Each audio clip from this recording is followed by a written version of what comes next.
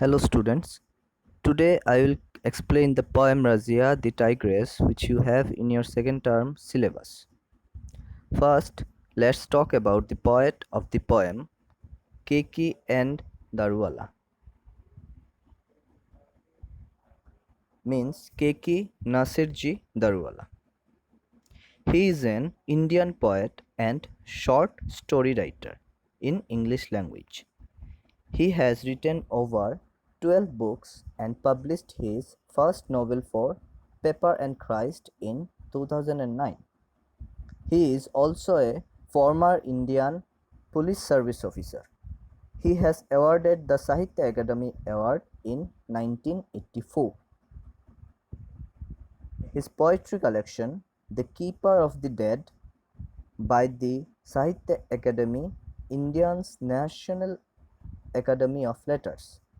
He was awarded Padma Shri, the fourth highest civilian award in India, in 2014. Now let's come to the poem Razia the Tigress. So here the poem consists of 8 stanzas. Each of these stanzas is again made up of 4 lines. Hence, the entire poem consists of 32 lines in total. Now, the first stanza. The tigress Razia lives alone. Her 2 cubs have not been named. Sheru barely played with them, and now he is gone. Oh, what a shame! Now, here the poet means to say that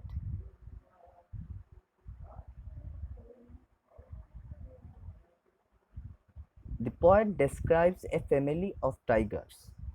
The mother is called Razia and the father is called Sheru. They have 2 cubs, but the cubs have not yet been given names.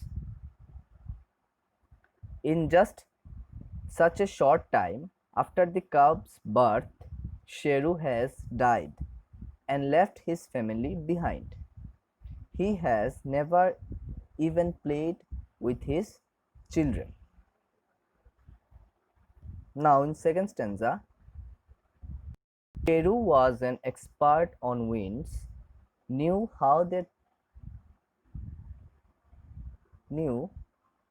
they traversed dale and hill, and where they put up for the night, when no leaf stirred and all was still. In this stanza, the poet describes what Sheru is remembered for. He had immense knowledge of the winds that blow in the forest. They came down from hills and travelled across valleys to reach the forest in question, where Sheru lived with his family.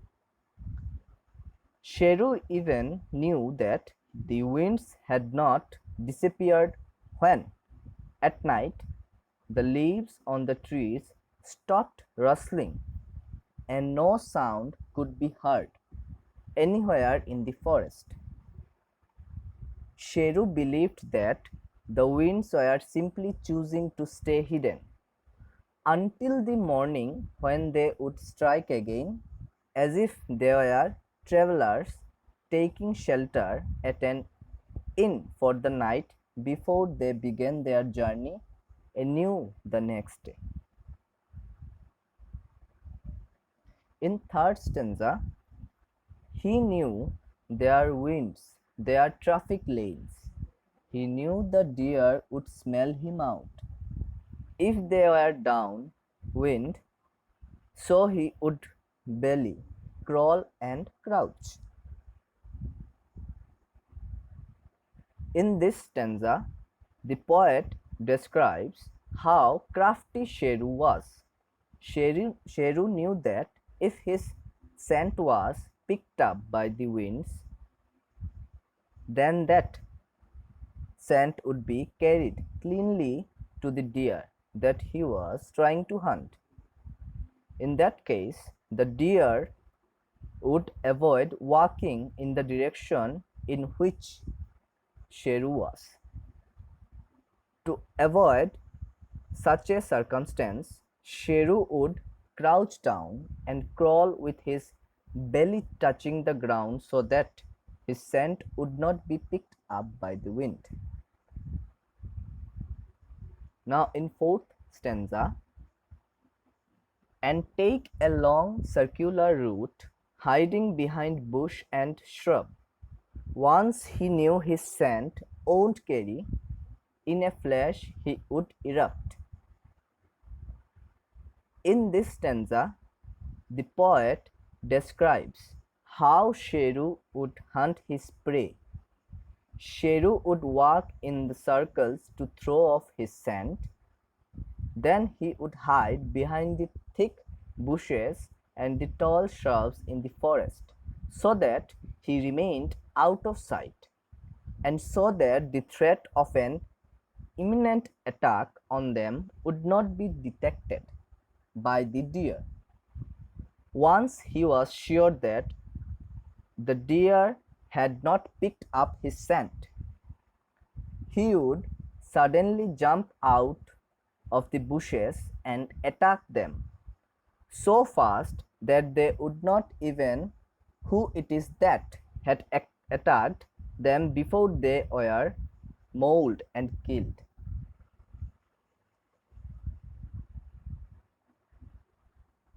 In fifth stanza, deer had not sniffed that thick and musty smell of his which people dubbed as tiger scent. He got the stag, his claw fell like a giant club.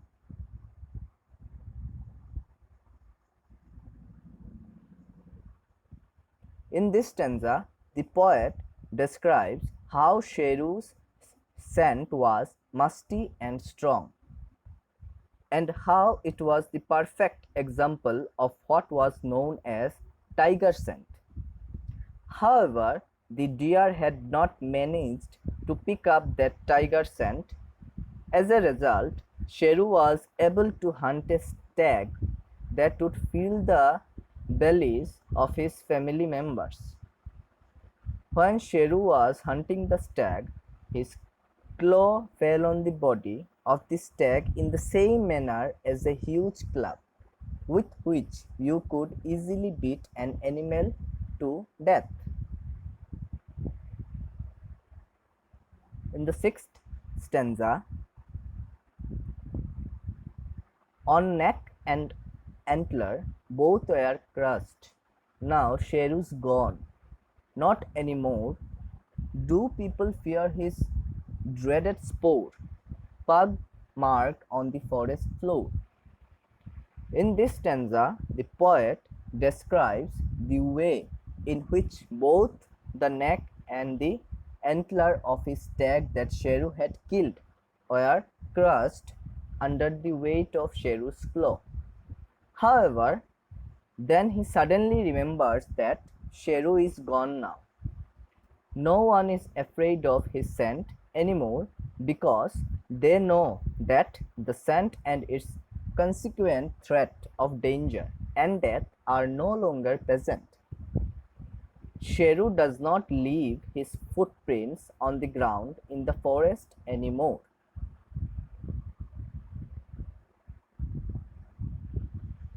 In seventh stanza, grief and fear start competing in Razia's heart.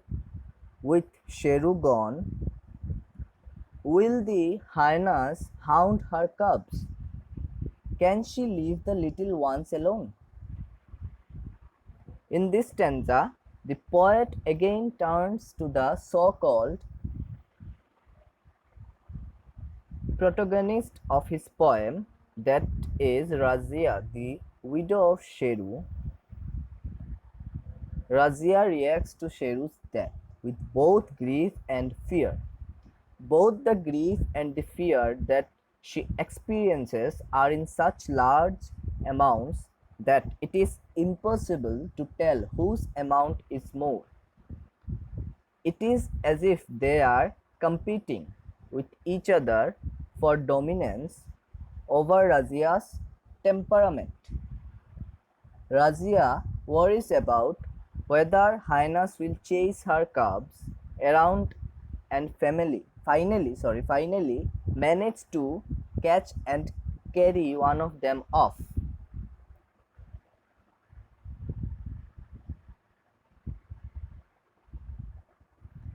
In the eighth stanza, when she goes hunting flesh and bone, the tigress Razia lives in fear.